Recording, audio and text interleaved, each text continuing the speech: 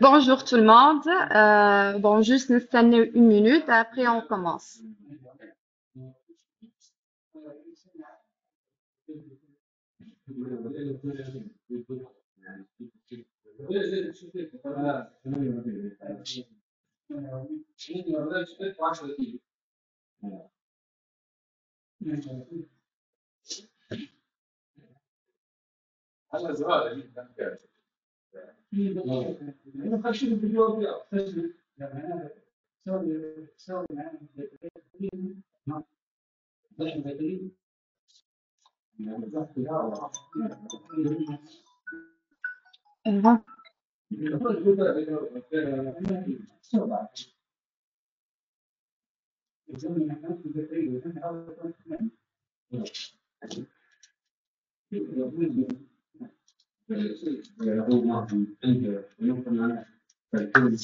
Alors, bonjour tout le monde. Merci pour votre présence aujourd'hui. On est très heureux de vous revoir, moi et notre partenaire Green Power. Donc, c'est une occasion même de connaître nos partenaires avec le Solution Engineer, Madame Rizden Nakhli, et le Service Engineer, Monsieur Emin Hibaoui. Aujourd'hui, c'est un nouveau webinaire pour les innovations en mobilité électrique, pour les EV chargers, des voitures électriques, de la solution de Huawei. Juste pour les personnes qui nous connaissent et واللي ما يعرفونيش encore. Donc, bon, je vois des participants, ما تعاملناش معاهم d'autres clients. Donc, je vais présenter Watani Group brièvement. En fait, Watani Group, c'est un distributeur des solutions photovoltaïques. On est le partner de Huawei à travers notre value added partner Green Power. On a 4 points de vente à في Garsa, في صفاقس, في سوسة وفي تونس, avec 5 dépôts, juste باش نكونوا أقرب nos clients. On a plus que 5 ans d'expérience dans ce domaine, plus que 5 ans de partenaires avec 10 variétés de produits. On a plus que 10 d'équipes professionnelles et bien sûr, on compte sur 100% de support technique. Bien sûr, toute notre équipe, elle est certifiée de Huawei, tout ce qui est after sales et pre-sales. Donc maintenant, je vous laisse avec Madame Rizlen pour la partie solution. Donc, Rizlen, je vous passe la parole.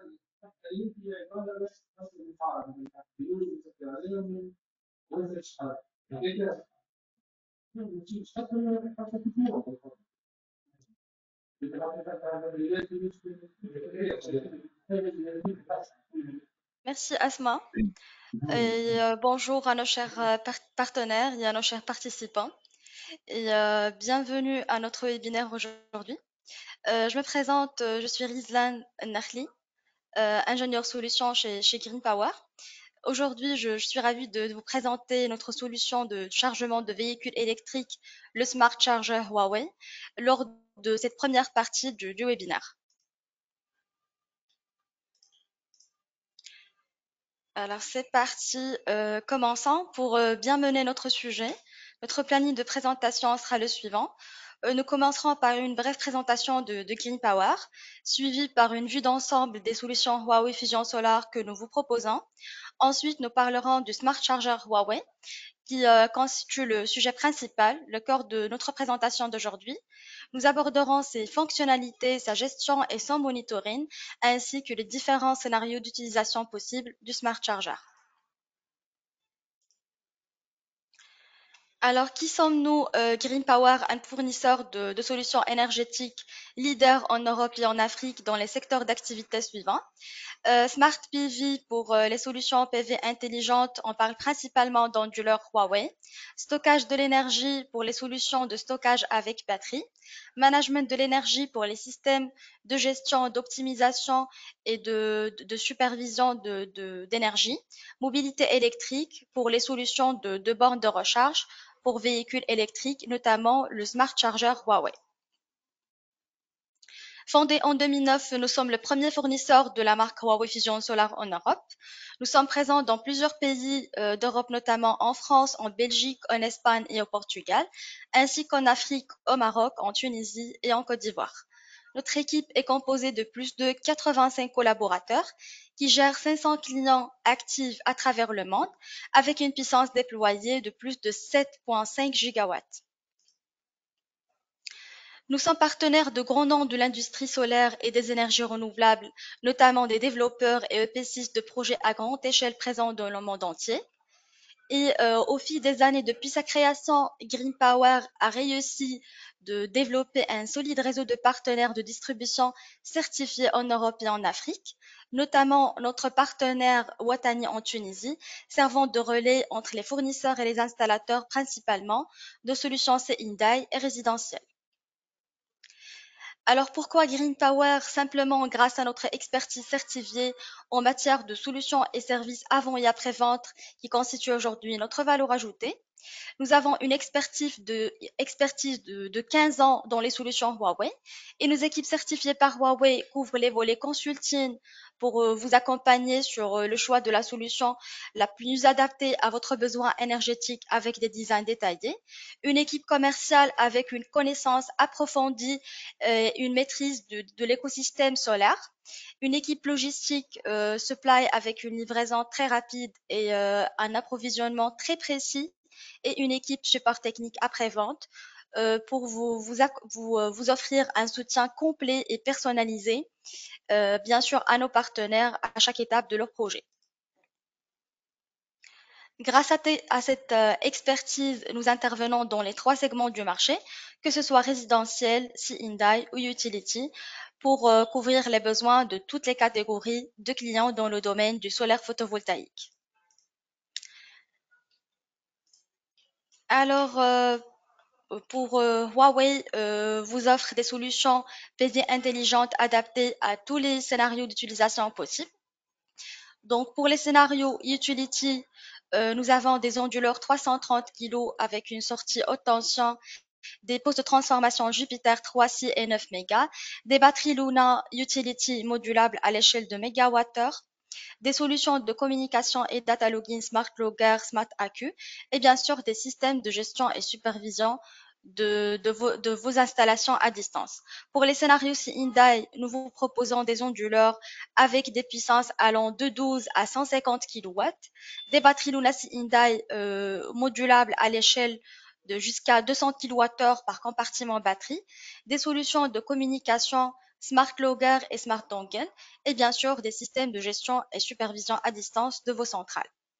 Pour les scénarios résidentiels, nous avons des onduleurs monophasés et triphasés.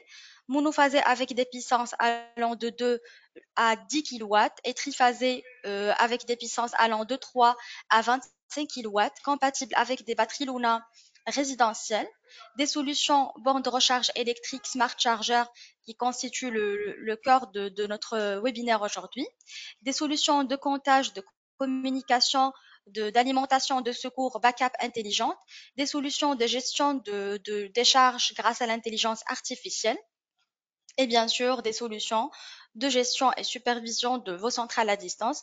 Nous parlons principalement de systèmes fusion solaire. Alors là, on va détailler la solution Smart Charger. Alors, le Smart Charger Huawei est une borne de recharge AC pour véhicules électriques disponible en deux références, du 7 kW monophasé et du 20 kW triphasé.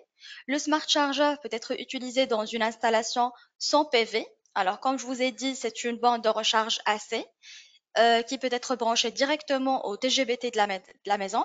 Cependant, ses avantages sont amplifiés avec l'intégration de solaire PV, comme nous allons le voir au cours de la présentation. Donc, les deux références existantes, que ce soit le monophasé ou bien le triphasé, ont des caractéristiques plus ou moins similaires. Donc, pour le 7 kW, dans sa puissance de charge est ajustable de 1,4 kW à 7,4. Pour le triphasé, sa puissance de charge est ajustable de 1,4 à 22 kW. Ce sont des smart chargers compatibles avec des prises de type 2 qui communiquent en Modbus TCP, en RS485 et en Ethernet, comme nous allons voir au cours de la présentation avec le compteur FE. Nous avons trois possibilités d'authentification, c'est-à-dire d'autorisation de charge, que ce soit l'utilisation de cartes RFID. Donc, il suffit de mettre la carte sur la zone de reconnaissance pour la carte RFID sur le Smart Charger pour autoriser le chargement, ou bien application Fusion Solar, ou bien Bluetooth. pour les sites à faible signal. Donc la température, euh, il peut supporter une température jusqu'à 45 degrés Celsius pour le monophasé et jusqu'à 55 Celsius pour le triphasé. Pour les dimensions, ils sont de 33,5 fois 18 fois 14,5 cm. Donc, c'est-à-dire qu'ils sont compacts, les dimensions sont compactes, ce qui permet de réduire l'espace occupé lors de l'installation. L'indice de protection IP54, c'est-à-dire que l'appareil est résistant contre la poussière et contre les projections d'eau provenant de toutes les directions. Donc, ce qui nous intéresse plus sont les protections intégrées. Nous avons une protection donc à RCD, disjoncteur différentiel intégré, avec un courant de fuite 30 mA pour les courants alternatifs et 6 mA pour les courants continus, des protections contre les surintensités et les surtensions, et un capteur de température intégré qui nous permet de réduire la puissance, le courant de charge si la température est élevée, et même arrêter le chargement de véhicules électriques si, par exemple, la température dépasse les limites.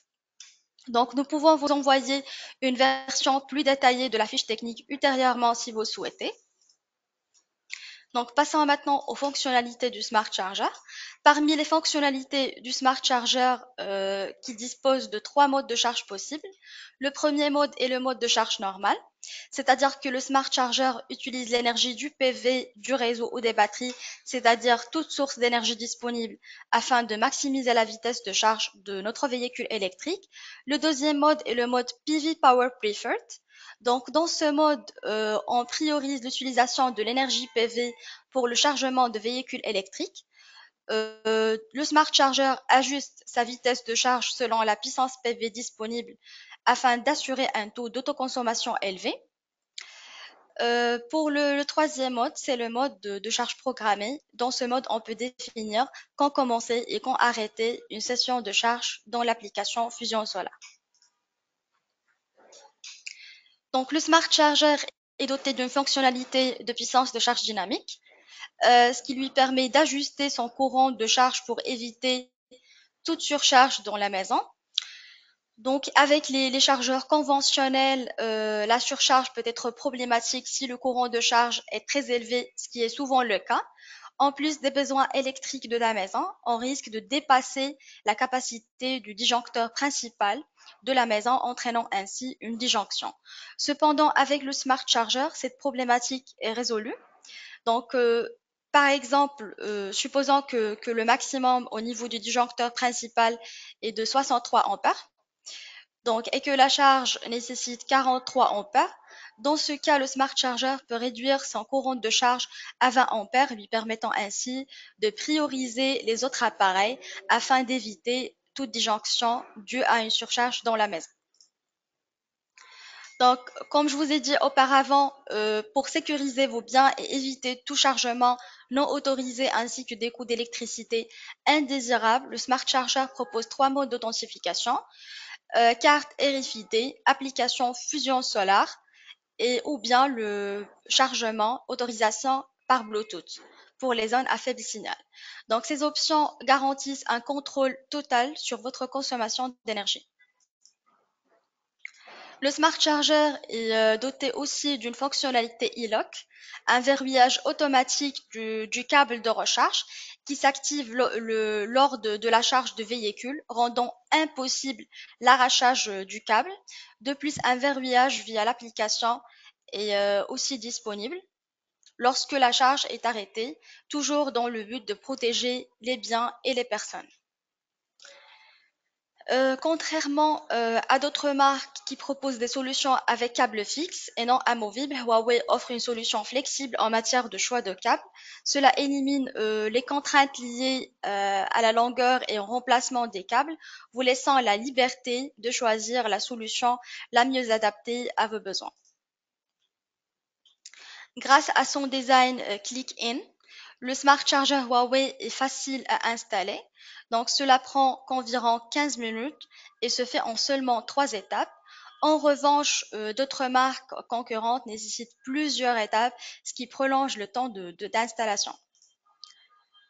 De même, grâce à son design click-in, la réparation peut être effectuée rapidement en seulement 2 étapes. Donc, retirer le boîtier principal, effectuer la réparation, puis reclipser le boîtier en place. Donc, un troubleshooting traditionnel peut prendre jusqu'à 4 minutes, ce qui est assez rapide par rapport à d'autres marques concurrentes. Donc, vous pouvez constater que la sécurité est une préoccupation majeure pour Huawei. Dans toutes ces solutions, Huawei s'efforce d'intégrer un maximum de protection pour garantir la sécurité des équipements et des personnes. Donc, ce slide, c'est pour résumer les fonctionnalités de sécurité que nous avons pour le Smart Charger. Donc, la sécurité électrique est assurée par la puissance de charge dynamique, comme nous l'avons vu tout à l'heure, avec l'équilibrage de charge afin d'éviter toute surcharge liée à toute disjonction due à une surcharge. Le chargement doit se faire en pleine sécurité individuelle. Pour cela, nous avons un disjoncteur différentiel et une protection à la terre intégrée. Nous avons des capteurs de température intégrés qui gèrent avec précision le boîtier du chargeur et empêchent toute surchauffe inattendue en diminuant le courant en cas de surchauffe et même peuvent arrêter le chargement en cas de situation critique de température très élevée. De plus, il existe des protections contre les surtensions, les surintensités et nous pouvons également verrouiller et arrêter le chargement via l'application. Et enfin, le Smart Charger dispose d'un câble anti-vol et différentes possibilités d'authentification par Bluetooth, carte RFID ou application Fusion Solar, comme nous l'avons vu tout à l'heure, pour assurer la sécurité des biens domestiques et des personnes. Pour le transfert des informations, le réglage des modes PV Power Preferred et la puissance de charge dynamique qu'on a vu tout à l'heure pour le Smart Charger, nous aurons besoin d'un compteur DTSU 666 FE. Donc, c'est un nouvel équipement Huawei dédié principalement à la gestion du Smart Charger, compatible avec les deux références du Smart Charger, le 7 kW monophasé et le 22 kW triphasé. Nous avons également l'application Fusion Solar idéale pour la mise en service locale sur site, ainsi que la plateforme Fusion Solar pour la gestion et la supervision à distance. Donc ici, vous avez un aperçu de ce à quoi ressemble la supervision via Fusion Solar. Vous aurez à travers votre téléphone ou PC une vue sur l'électricité consommée, la durée de charge, l'énergie, la puissance, le courant de charge, une analyse complète de votre consommation à tout moment où que vous soyez, avec des rapports quotidiens, mensuels, annuels en un coup d'œil. Donc, passons maintenant aux différents scénarios d'utilisation possibles. Le premier scénario est un scénario chargeur uniquement. Si on veut ajouter le Smart Charger à une installation sans solaire PV, dans ce cas-là, nous pouvons brancher directement le Smart Charger au TGBT de la maison. Et dans ce cas, un compteur FE doit être utilisé pour transférer les informations sur les charges afin de mettre en œuvre le mode de puissance de charge dynamique. Le compteur FE peut être directement connecté au Smart Charger via le port FE ou bien connecté au Smart Charger via un routeur Wi-Fi, c'est-à-dire qu'on connecte le Smart Charger et le compteur sur la même box Wi-Fi. Le deuxième scénario est un scénario PV plus chargeur avec l'utilisation du solaire PV. Dans ce scénario, nous avons l'absence du compteur RS, donc ce qui est le cas le plus courant en Tunisie, le plus souvent utilisé. Du coup, pour bénéficier du mode PV Power Preferred et du mode de puissance de charge dynamique, un compteur FE doit être ajouté à l'installation. Le troisième scénario est un scénario PV plus Smart Charger, avec ou sans stockage batterie. Dans ce scénario, si nous avons la présence du compteur RS et du Smart Dongle WLAN FE, dans ce cas-là, les données du compteur RS peuvent être envoyées au Smart Charger via le Smart Dongle. Donc cette combinaison compteur RS DTSU 666 H et Smart Dongle WLAN FE peut jouer le rôle du compteur FE, ce qu'on appelle compteur virtuel. Dans ce cas-là, on peut configurer facilement le mode puissance de charge dynamique. Pour le mode PV Power Preferred, donc il faut faire attention, si nous avons le zéro export, donc ce qui est rarement utilisé et configuré en Tunisie, le mode PV Power Preferred ne peut pas être configuré. Et si nous avons une limitation d'injection, l'injection dans le réseau doit être supérieure à la puissance minimale de démarrage du Smart Charger. Donc, on l'estime à 1,4 kW pour les systèmes monophasés et 4,14 kW pour les systèmes triphasés. Le quatrième scénario est aussi un scénario PV plus Smart Charger, avec ou sans stockage, avec utilisation de batterie. Dans ce scénario, si la centrale ne peut pas utiliser le Smart Dongle WLAN FE, donc au lieu du Smart Dongle WLAN FE, nous avons l'utilisation du Smart Dongle 4G, ou bien si on utilise un onduleur 5000 monophasé, un onduleur Huawei monophasé par exemple de la gamme L1 qui est directement connecté au routeur Wi-Fi. Donc la solution compteur virtuel dans ce cas ne peut pas être utilisée. Et dans ce cas, il faut absolument ajouter un compteur FE pour la mise en place des modes PV Power Preferred et la puissance de charge dynamique. Donc nous sommes arrivés à la fin de la présentation de la solution. Je vous remercie énormément et bien sûr, n'hésitez pas à poser vos questions sur le chat ou sur l'option d'interrogation. Donc, à présent, je passe la parole à mon collègue Amin Hibaoui qui vous enchaînera avec une présentation service en vous détaillant la partie installation, câblage et mise en service. À toi la parole, Amin.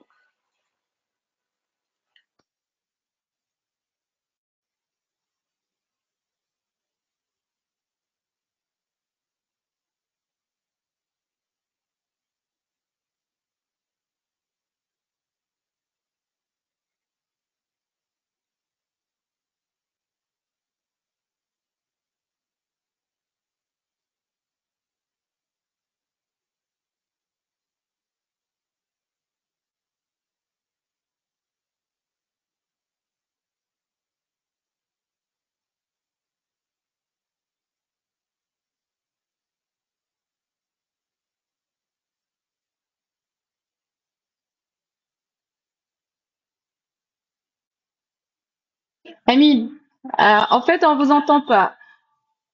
J'active le Tu micro. peux recommencer. Ok, ok. D'accord. Merci. Donc, bonjour tout le monde. J'espère que vous allez très bien. Donc, je suis Amin Heibaoui, service ingénieur chez Green Power. Donc, je tiens tout d'abord à vous remercier pour votre présence à ce webinaire. Donc, ça fait énormément plaisir. Donc, l'objectif de ce webinaire aujourd'hui sera premièrement de renforcer les relations entre nos équipes pour plus de coordination et de réalisation dans le futur. Et puis, vous présenter les différents volets de notre service après-vente où on va présenter l'exploration du chargeur de véhicules électriques de Huawei Fusion Solar. Donc, l'agenda du jour sera la suivante. Donc, on va premièrement vous faire l'installation du EV Charger, la mise en service de ce dernier et pour terminer, une session de questions-réponses. Donc, commençons par l'installation du EV Charger. Donc, pour l'installation du EV Charger, cela s'effectue en trois étapes. Donc, premièrement, l'ouverture de chargeur. Deuxièmement, la fixation du cache arrière. Et troisièmement, le câblage sous le cache arrière. Donc, premièrement, pour effectuer cela, donc premièrement, on va ouvrir le chargeur du chargeur électrique. Donc, et pousser le cache arrière vers le bas et séparer le corps du chargeur du cache arrière. Pour cela, il faut aussi s'assurer que la surface d'installation est suffisamment solide pour supporter la charge, le chargeur. Donc, la capacité portante recommandée du mur est d'au moins 100 kg. Donc, ne percez pas de trou sur le cache arrière, cela pourrait endommager donc ce dernier. Deuxièmement, pour la fixation du cache arrière, il faut placer le cache arrière sur le mur, maintenez-le à l'horizontale et à l'aide d'un marqueur, donc marquez les quatre positions du EV Charger, donc des trous, et fixer le cache arrière au mur à l'aide de vis de fixation. Donc après, pour le câblage sous le cache arrière, il faut premièrement éteindre le disjoncteur différentiel en amont, couper les caches en caoutchouc. Donc là, on parle de caches en caoutchouc qui seront au-dessus de ce dernier. Donc couper les caches en caoutchouc. Après, le schéma de dénudage des câbles est imprimé à l'intérieur du carton. Donc à l'aide d'une pince à dénuder le câble d'alimentation selon le modèle. Après, il faut sélectionner une borne d'extrémité de cordon appropriée en fonction du diamètre de câble et sertissez-le sur le câble. Et pour terminer, il faut connecter le câble d'alimentation à travers l'entrée de câble en suivant le chemin suivi par les câbles et après fixez-le au boîtier du chargeur. Donc là, pour le raccordement des câbles électriques, donc il faut conserver les bornes à vis en bon état. Donc comme indiqué sur les figures de droite, il faut connecter les câbles aux bornes appropriées et serrer les vis dans le sens des aiguilles d'une montre. Après, il faut tirer les câbles d'alimentation pour vérifier qu'ils sont correctement connectés. Il faut vérifier que les vis sont dans l'état requis. Il faut aussi sélectionner un collier de câbles en fonction de la taille, donc les colliers du câble, en fonction de la taille du câble et installer le collier de câble et fixer les câbles à l'aide des vis. Pour terminer, il faut tirer sur les câbles d'alimentation pour vous assurer qu'ils sont bien connectés. Donc pour la connexion du câble FE, donc pour la connexion du câble de communication, il faut obstruer les trous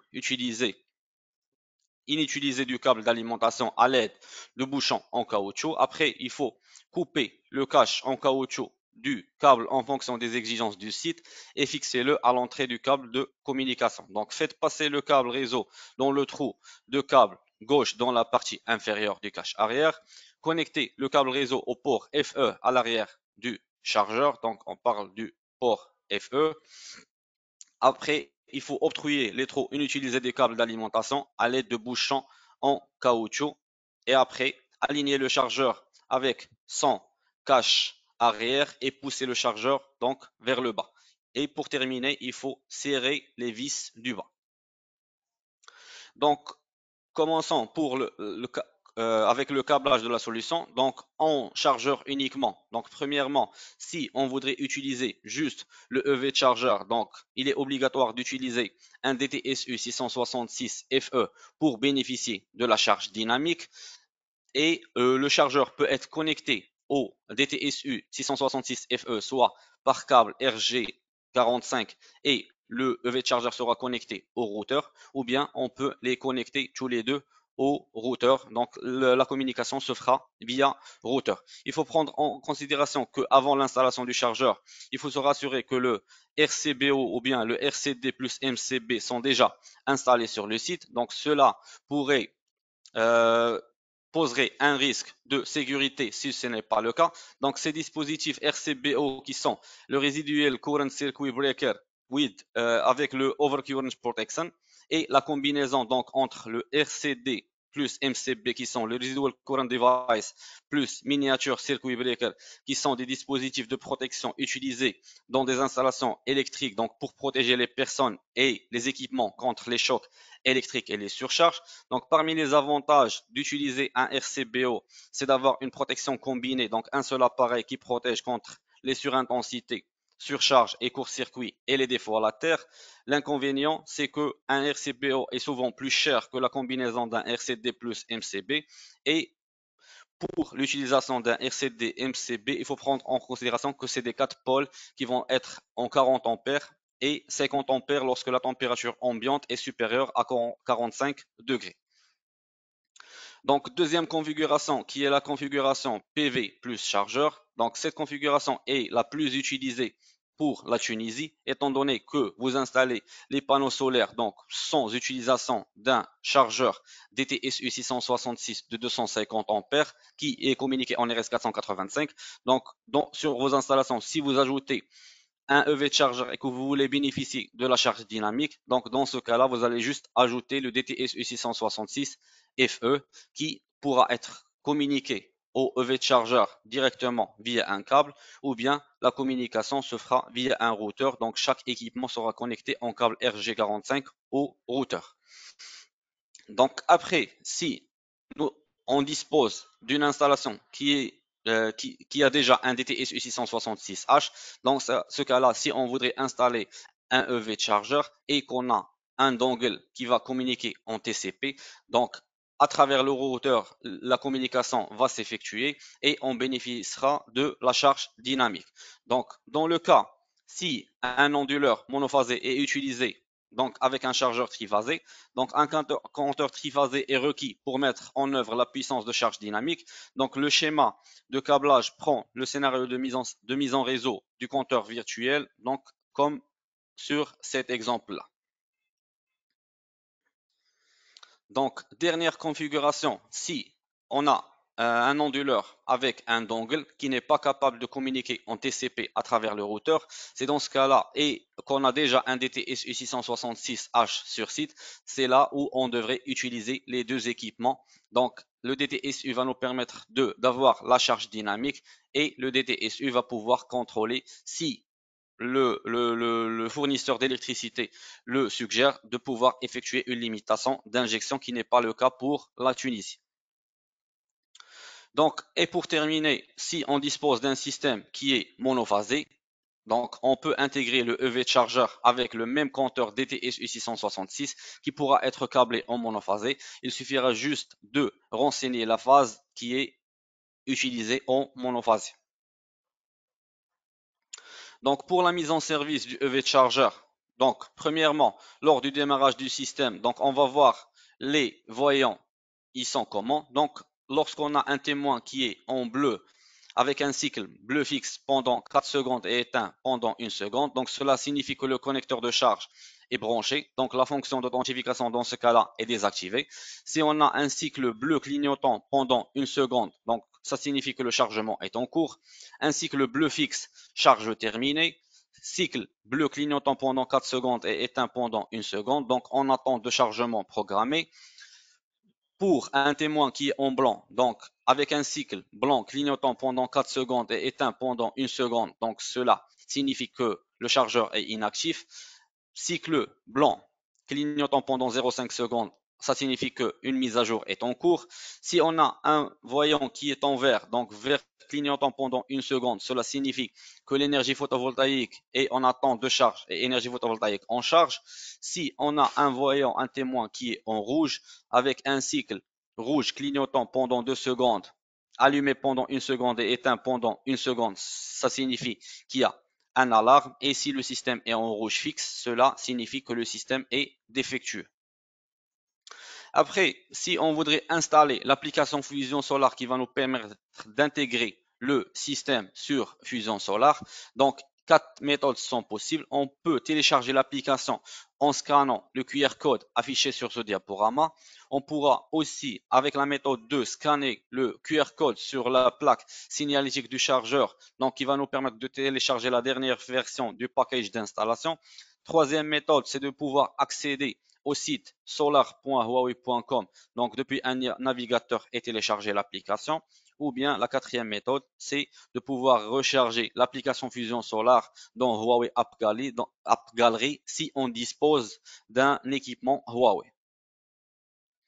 Donc, pour une première introduction, donc pour les installateurs, on doit créer des comptes. Donc, une fois l'application téléchargée, il suffit juste de sélectionner No Account pour pouvoir accéder comme étant un installateur, introduire les informations de l'installateur et créer un compte.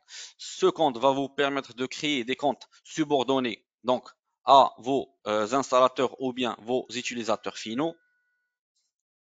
Après, pour la mise en service du compteur, donc il y a du EV Charger.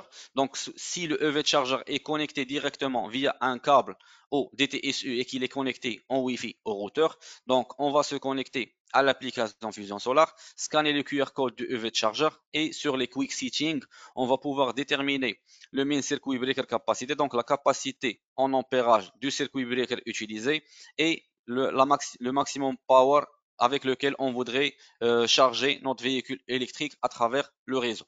Donc pour cela, on va aussi connecter le système à travers, étant donné qu'il est connecté en Wi-Fi, donc on va introduire le Wi-Fi et le mot de passe de ces derniers et on va vérifier que le système est bien, le power meter est bien connecté avec une adresse IP qu'il a pris aussi du routeur. Après cela, on va ajouter le nom du domaine sur lequel on a déjà notre centrale. Donc, ce sera soit un EU5 ou bien INTL et on pourra connecter le système à l'application Fusion Solar.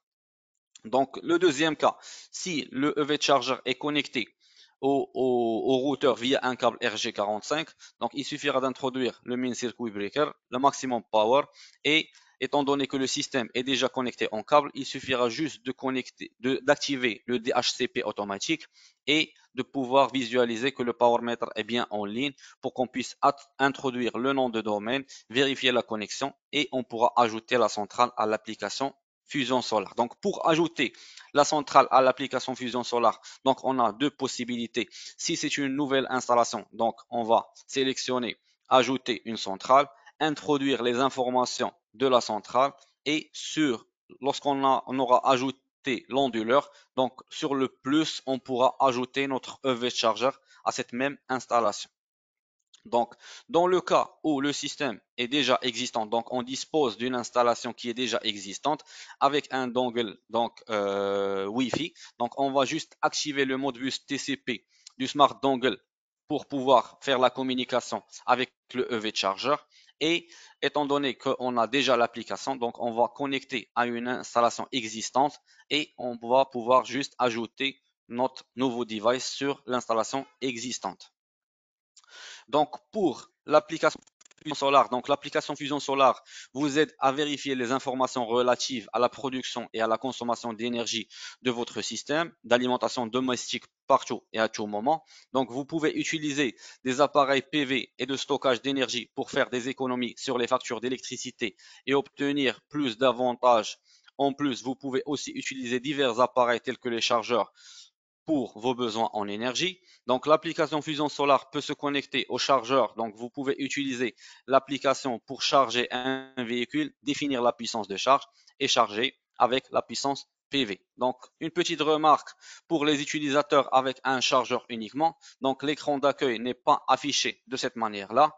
Donc, dans ce cas, l'écran va pouvoir afficher le chargeur uniquement avec ces informations.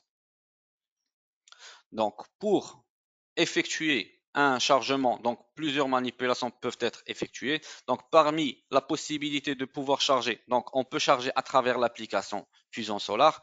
Donc, il suffit juste de se connecter au chargeur, mettre Start Charging, donc pour pouvoir charger. Et si on voudrait arrêter la charge, il faudra juste maintenir le bouton Stop pour qu'on puisse arrêter le chargement.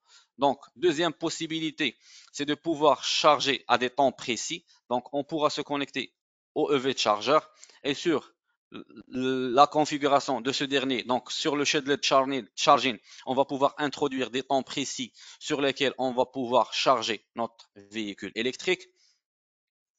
Troisième possibilité, c'est de pouvoir utiliser la carte RFID, donc qui va nous permettre d'autoriser le chargement. Et si on voudrait arrêter le chargement, donc on va pouvoir l'utiliser aussi pour arrêter le chargement.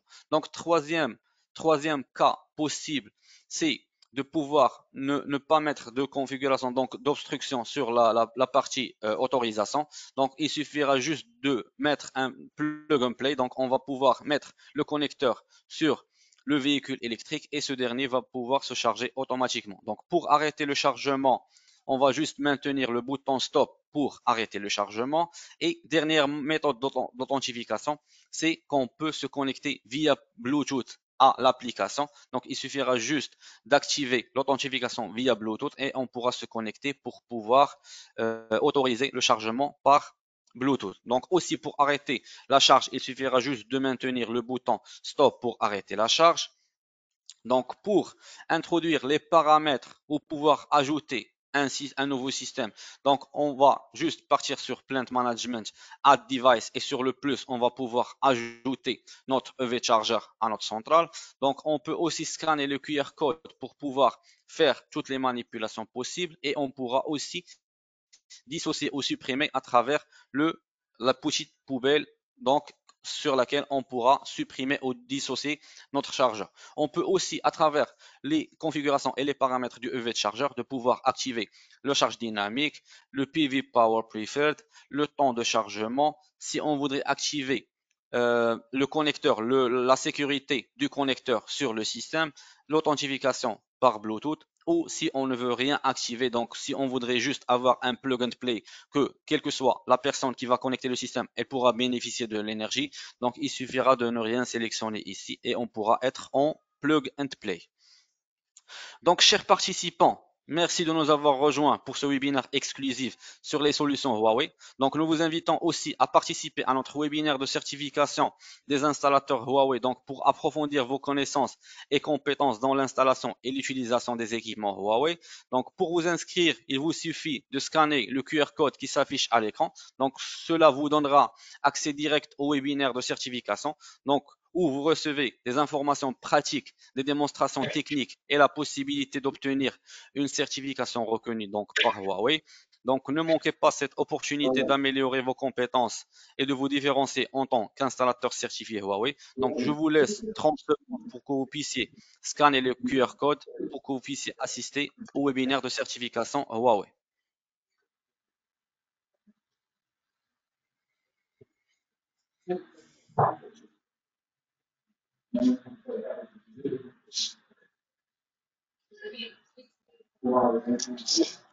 Donc, passons maintenant aux sessions questions et réponses.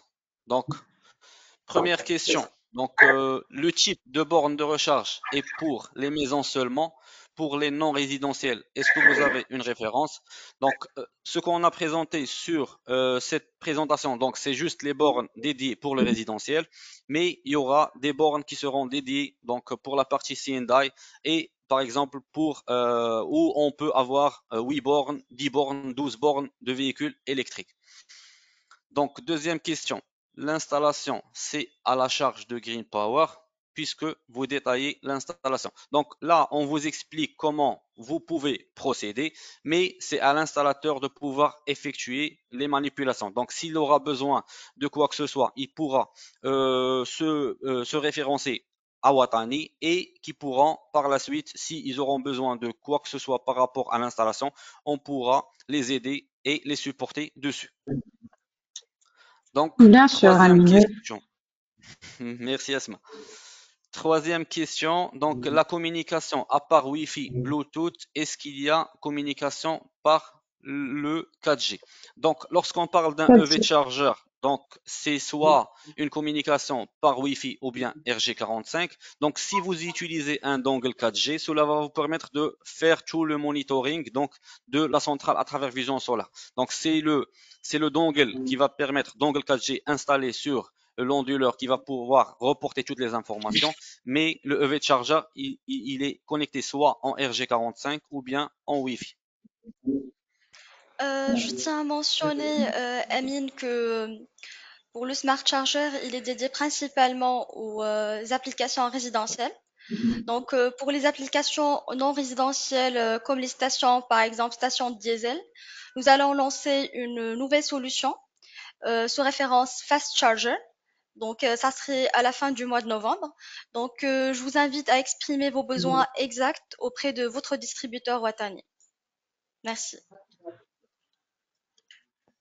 Donc, dernière question. Est-ce que vous pouvez nous envoyer les supports de présentation de webinaire? Donc, bien sûr, on va les envoyer à Watani qui pourra par la suite vous les envoyer directement ou bien à travers notre service marketing. Oui, bien sûr, pas de souci. Juste, Emine, donc une question de ma part. Donc, en fait, comme je t'ai expliqué la dernière fois, c'est en Tunisie, donc on peut injecter dans le réseau steak. Donc, seulement, est-ce que tu peux expliquer un peu plus pour les compteurs, pour DTSU, le FE et le smart meter? Donc, Bien sûr. quand on va l'utiliser, dans quel cas? Donc, je voulais juste avoir une idée sur la solution dédiée pour la Tunis. Tu vois? Donc, Bien sûr. Mina Ahmed. D'accord. Donc, Merci. pour la Tunisie, ce sera principalement l'ajout d'un DTSU 666 FE. Donc, pourquoi on ajoute ce compteur DTSU 666 FE? C'est de pouvoir bénéficier de la charge dynamique. On parle de charge dynamique. Donc, pour expliquer cette charge dynamique, c'est que, étant donné que le EV Charger a, par exemple, un courant appelé qui sera de 40 ampères, étant donné qu'on va installer un déjoncteur de 40 ampères pour ce EV charger. Donc, on parle de plus ou moins 32 ampères qui seront appelés par le EV charger. Donc, pour bénéficier de la charge dynamique, c'est de pouvoir prioriser les charges résidentielles et après vient le EV charger. Donc, c'est la raison pourquoi on ajoute ce DTS U666 FE qui va permettre au EV charger d'avoir l'information du réseau et pouvoir donner la priorité aux charges. Après, on n'aura que le surplus qu'on pourra prendre pour pouvoir charger notre véhicule électrique. Si on voudrait ne pas utiliser le DTS U666 FE et qu'on ne voudrait pas bénéficier de la charge dynamique, donc on pourra le considérer comme étant un équipement qui sera juste un consommateur, et dans ce cas-là, on ne pourra pas visualiser les systèmes et on ne pourra pas bénéficier de la charge dynamique. Donc c'est la raison pourquoi on utilise le compteur DTS U666 FE qui dispose d'un câble RG45 et qui est capable d'avoir une communication avec le EV charger pour que ce dernier puisse avoir l'information et effectuer la charge dynamique. Je tiens à mentionner aussi Asma et Amine, c'est que l'ajout du DTSU, du compteur DTSU 666 FE, ça permet aussi de bénéficier du mode PV Power Preferred. En fait, ce qui fait le smart charger dans ce mode, c'est ce qu'il ajuste son courant de charge de façon à s'adapter à l'énergie PV, par exemple, disponible dans l'installation. C'est en fait pour augmenter le pourcentage et le taux d'autoconsommation dans l'installation.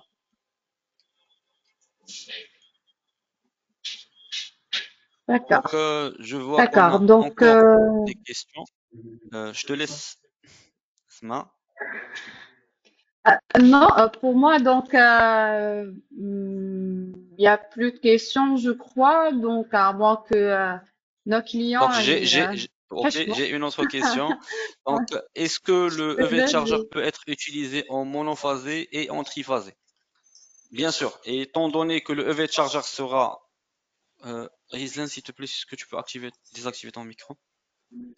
Ok, donc la question est la suivante. Donc, le EV charger, est-ce qu'il peut être utilisé en monophasé et en triphasé? Possible. Donc, lorsqu'on aura un EV charger qui sera en triphasé, donc si notre véhicule électrique dispose juste d'une phase et neutre, donc qui doit être connecté juste en monophasé, donc le EV charger est capable de pouvoir charger le véhicule électrique juste avec la phase qui est connectée à notre véhicule électrique. Donc, on peut faire le chargement soit avec une seule phase, deux phases ou bien trois phases selon le besoin de notre véhicule électrique et selon les propriétés du connecteur de notre véhicule électrique. oh oui, Je pense que c'est Emile, on bon a pour déjà les questions. mentionné les puissances. Pour la partie résidentielle, c'est 7 kilos et pour la partie triphasée, c'est 22 kilos. Donc, Parfaitement. oui. Et ce sera le Donc, même je courant de crois, charge. Donc, 30 ampères oui, sera le chargement pour la partie monophasée, donc avec un seul phase. Ou bien on peut utiliser un 4 pôles qui sera en 32 ampères d'accord. sur les trois phases et qui va pouvoir bénéficier de 3 fois plus de 7 kilos. Donc, c'est la raison pourquoi on a les 22 kilos en triphasé.